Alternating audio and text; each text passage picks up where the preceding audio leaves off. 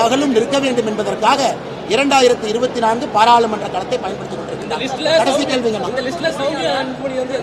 சௌமியா அன்புமணி அவர்களுக்கு தகுதி இருப்பதாக நான் பார்க்கின்றேன். ஒரு பெண்மணி சுயமா வந்திருக்கிறாங்க, பசுமை இயக்கத்திற்கு வேலை செஞ்சிருக்கிறாங்க. பசுமை இயக்கத்திற்கு சௌமியா அன்புமணி அவர்கள் வேலை செய்யவில்லை என்று யார் சொன்னாலும் கூட அது தவறு. வேலை பார்த்திருக்காங்க, வந்தோடனே சீட்டு கேட்கல, வேலை பார்த்திருக்கிறாங்க. சௌமியா அன்புமணி இன்னைக்கு வேட்பாளர் என்று சொல்வதை விட பசுமை அமைப்பை கட்டடமைத்த ஒரு பெண்மணி என்கின்ற பேர் வாங்கிட்டு களத்தில் நிற்கிறாங்க.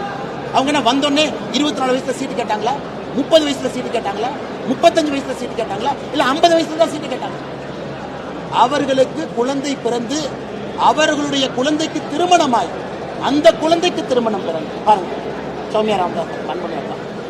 அதன் பிறகு அரசியல் இன்னைக்கு அவருடைய அடையாளத்தை தயவு செஞ்சு இந்த வாதி அரசியல் KN நேரு பையனையும் TRP ராஜாவையும் தயவு